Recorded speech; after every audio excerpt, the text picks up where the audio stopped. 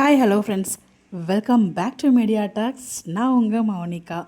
Already எல்லாருமே செம்ம ஹாப்பியில் இருப்பீங்க because of red car is back அப்படின்னு சொல்லிட்டு. ஏன்னா வீக்கா ஃபேன்ஸ் எதிர்பார்த்தது அந்த காவியோட மெமரி ரீகெயினில் முக்கியமான ஒரு பார்ட் வந்து பார்த்திங்கன்னா அந்த ரெட் கார் தான். பட் ஆனால் எந்த டைமில் கொண்டு வந்திருக்காங்க பாருங்கள், அந்த டைமிங் தாங்க வேறு லெவல். ஸோ வந்து நம்ம ஒவ்வொன்றும் நம்ம தனியாக டீகோட் பண்ணலாம். பட் ஃபஸ்ட் ஆஃப் ஆல் இந்த வீடியோவில் இன்றைக்கி எபிசோடில் என்ன நடந்துச்சு அப்படிங்கிறத டிஸ்கஸ் பண்ணுவோம். ஸோ ஸ்டார்டிங்கில் வந்து பார்த்திங்கன்னா இங்கே வந்து நிவின் சொல்லிகிட்டு இருக்காரு. ஸோ குழந்தை வந்து காவேரிக்கும் விஜய்க்கும் மேரேஜ் பண்ணிக்கிறது பேசுகிறதுக்காக தான் வந்திருக்கு அப்படிங்கிற விஷயத்த சொல்கிறாங்க. அதுக்கப்புறம் வந்து பார்த்திங்கன்னா அந்த இடத்துலையும் காவேரி வந்து பார்த்திங்கன்னா ஒரு மாதிரி ஃபீல் பண்ணுறாங்களே தவிர எனக்கு வந்து அம்மு மேலே ஒரு அக்கறையெல்லாம் இருக்குது, பட் அதுக்காக என்னால் வந்து மேரேஜ் பண்ணிக்க முடியாது அப்படின்னு சொல்லிட்டு அவங்களோட பாயிண்ட் ரொம்ப ஸ்ட்ராங்காக கிளியராக வைக்கிறாங்க. பட் இந்த இடத்துல சாரதாமா அதை கொஞ்சம் கூட புரிஞ்சுக்காமல் அகைன் நீ விஜய் தான் மேரேஜ் பண்ணிக்கணும், யாரோ ஒருத்தர் மேரேஜ் பண்ணுறதுக்கு நீ விஜய் மேரேஜ் பண்ணிக்கிறது பெஸ்ட் அப்படிங்கிற மாதிரி அவங்களோட பாயிண்ட்டை சொல்கிறாங்க. பட் செம்ம கோமா காவேரி வந்து பேசுகிறாங்க. இப்படியே பண்ணிட்டு இருந்தீங்களா நம்ம இந்த வீட்டுக்கே வரமாட்டேன் அப்படிங்கிற மாதிரி ஒரு டைலாக் சொல்லும்போது இந்த பக்கம் ஆப்போசிட்டில் சாதமணி வரட்டினா இப்போ பிரச்சனை கிடையாது அப்படிங்கிற மாதிரி அவங்க ஒரு பாயிண்ட் எல்லாம் ஒரு ஹீட்டட் ஆர்குமெண்ட்டாகவே அந்த இடத்துல போச்சு.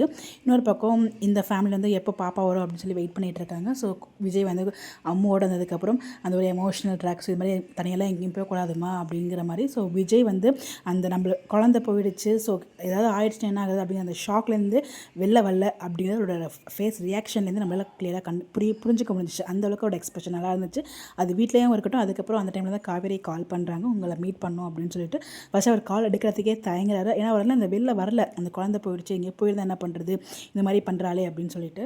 ஸோ காவேரி கூப்பிட்டதுக்கப்புறம் அட்டன் பண்ணுறாங்க, உங்களை மீட் பண்ணோம் வாங்க அப்படிங்கும்போது நம்ம தலைவர் ரெட் காரில் வந்து இறங்குறாரு. எங்களோட ரெட் கார்டு வந்தது செம ஹாப்பி அப்படிங்கிற மாதிரி செம ஒரு ஜாலி மூமெண்ட்டில் இருந்தோம்.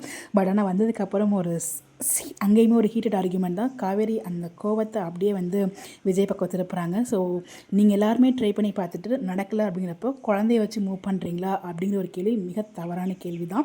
பட் அவங்களும் அந்த ஒரு ஹீட்டட் ஆர்குமெண்ட்டில் தான் அங்கே பேசுகிறாங்க. நீங்கள் எல்லாருமே பேசி பார்த்தீங்க, பட் நீங்கள் டேரெக்டாக எங்கிட்ட பேசாட்டியும் எங்கள் ஃபேமிலி வச்சு நீங்கள் அடிக்கடி வர்றது இது மாதிரிலாம் நடக்கிறதுனால ஸோ அவங்க வந்து எங்களை ஃபோர்ஸ் பண்ணிகிட்ருக்காங்க. எப்படியாச்சும் ஃபோர்ஸ் பண்ணி உங்களை மேரேஜ் பண்ணி வைக்கிறது தான் எங்கள் வீட்டில் பிளான் பண்ணுறாங்க. இதுதான் அவங்களோட ஆசையாக. எல்லாருமே ட்ரை பண்ணி பார்த்தீங்க நடக்கலை அப்படிங்கிறப்போ அம்மா வச்சு நீங்கள் இந்த வேலையை பார்க்குறீங்களா அப்படிங்கிற மாதிரி கேட்குறாங்க. செம்ம கோபமாயிட்டார் நம்ம தலைவர். நானே என் குழந்தை வந்து எங்களுக்கு தெரியாமல் வந்துடுச்சின்னு சொல்லிட்டு அந்த ஒரு ஃபீலிங்லேருந்து நான் வெளில வரல. ஸோ அந்த ஒரு பதட்டத்துலேருந்து நான் வெளில வரல. இப்படி சொல்லாதீங்க, இனிமேல் இப்படி ஒரு வார்த்தையை யூஸ் பண்ணாதீங்க அப்படிங்கிற மாதிரி சொல்லிட்டு, இனிமேல் என்னாலையும் என் குழந்தையாலும் உங்களுக்கு எந்த பிரச்சனையும் வராது, என்னால் நீங்கள் பட்ட எல்லா கஷ்டத்துக்குமே சாரி அப்படிங்கிற மாதிரி சொல்லிட்டு குட் பை அப்படிங்கிற ஒரு வார்த்தையும் சொல்லிட்டு அங்கேருந்து கிளம்புறாரு. கண்டிப்பாக எனக்கு எபிசோட் எனக்கு ரொம்ப பிடிச்சிருந்துச்சு. ஸோ நிறைய விஷயங்கள் வந்து நம்ம டீகோட் பண்ணணும், நிறைய விஷயங்கள் தனியாக பேசணும். இதுக்கு முன்னாடி பேசணும் இல்லையா? ஸோ நடுவில் நம்ம பேச முடியாத காரணம் நம்மளுக்கு ட்ராக்குமே அந்தளவுக்கு பேசுகிற மாதிரி எதுவுமே இல்லை டிஸ்கஷன். பட் இன்றைக்கி நிறைய விஷயங்கள் நம்ம டிஸ்கஸ் பண்ணுற மாதிரி இருக்குது. அண்ட் நிறைய அப்டேட்ஸ் நான் எடுத்து வச்சு பேசாமல் இருக்கேன். அதுக்கு இன்னொரு காரணம், நம்ம தளபதி வந்தது போதும் நான் ஃபுல்லாக நியூஸ்லேயே தான் இருக்கேன். நிறைய ஒவ்வொரு நாளும் அப்படி நிமிஷம் அப்டேட்ஸ் வந்துகிட்டே இருக்குது. அதுவும் சட்டசபையில் என் வாழ்க்கையில் நான் பார்ப்பேன் கனவு கூட நினச்சி பார்த்தது வரைக்கும் நான் பார்த்ததும் கிடையாது. நேற்றுலாம் உட்காந்து நியூஸ் பார்த்துட்ருக்கேன். ஃப்ளோர் டெஸ்ட் இப்படி தான் ஃப்ளோர் டெஸ்ட் நடக்குமா அப்படின்னு நான் வியந்து பார்த்தேங்க. அப்படி இருக்குது. ஸோ அதனால் நிறைய அப்டேட்ஸ் எடுத்து வச்சுருக்கேன், இன்னும் போட முடியல. பேசி வச்சுருக்கேன், இன்னும் அப்லோட் பண்ண முடியல. ஸோ இந்த மாதிரி நிறைய விஷயங்கள் இருக்குது. ஸோ கண்டிப்பாக இதுக்கப்புறம் எல்லாத்தையும் 1 by 1 நான் வந்து போட ட்ரை பண்ணுறேன். பட் நிறைய விஷயங்கள் இன்றைக்கி எபிசோட் பற்றி நான் நிறைய பேசணும்னு நினச்சிட்ருக்கேன். எல்லாமே உங்களுக்கு வீடியோ வரும், மறக்காமல் சப்போர்ட் பண்ணுங்கள். அங்கே போயிட்டு ஸ்கூலில் காவேரி வரல. ஸோ அந்த ஃபீல் வந்து காவேரிக்கிட்ட நம்மளால் பார்க்க முடிஞ்சிச்சு. குழந்தை காவேரியோட ஆப்சன்ஸை காவேரி வந்து ஃபீல் பண்ணாங்க. அது ரொம்ப நம்மளால் வந்து ஃபீல் பண்ண முடிஞ்சிச்சு நம்மளாலையுமே.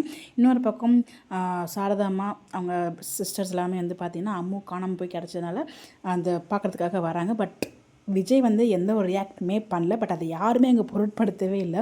விஜய் எப்பயுமே வாங்கத்த அப்படிங்கிற மாதிரி ஒரு ரிசீவிங் இருக்கும் இல்லையா விஜய்ன்றது. பட் அந்த ரிசீவிங்கே இல்லை. பட் அது யாருமே அவங்க வந்து நோட் பண்ணல. பட் அந்த பேத்தி அவங்களோட தங்கச்சி குழந்தை அக்கா குழந்தைய பார்த்துக்குமே ரொம்ப ஹாப்பியாக அது அவங்க அந்த இதில் தான் இருந்தாங்களே தவிர. பட் எங்கள் விஜய் வந்து அவ்வளோ ஒரு இதாக தான் இருக்கார். பட் இன்றைக்கி எபிசோட் அதை காமிக்கவே இல்லை. அவங்க பாட்டி ஊட்டி விட்றாங்க சாப்பாடு இப்படியே தான் போயிட்டு இருந்துச்சு.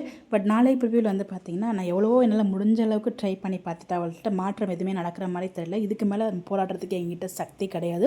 இனிமேல் நாங்களும் அங்கே வரமாட்டோம், நீங்களும் இங்கே யாரும் வராதிங்க அப்படின்னு சொல்லிட்டு விஜயோட பாயிண்ட்லேருந்து இந்த ஒரு பாயிண்ட்டை வச்சுருக்காரு. எனக்கு இது கரெக்டான டிசிஷன் தான் நான் ஃபீல் பண்ணுறேன். நீங்கள் எனக்கு எபிசோட் பார்த்துட்டு எவ்வளோ ஹாப்பியாக இருக்கீங்கன்னா ரொம்ப நாள் கழிச்சு ஒரு சூப்பர்பான எபிசோட் பார்த்தோம்னா எனக்கு அவ்வளோ ஃபீல் ஆச்சு. அதனால் நான் அவ்வளோ ஹாப்பியாக எனக்கு இந்த வீடியோ பேசுகிறேன். உங்களோட கருத்தை கமெண்ட்டில் சொல்லுங்கள். Bye bye.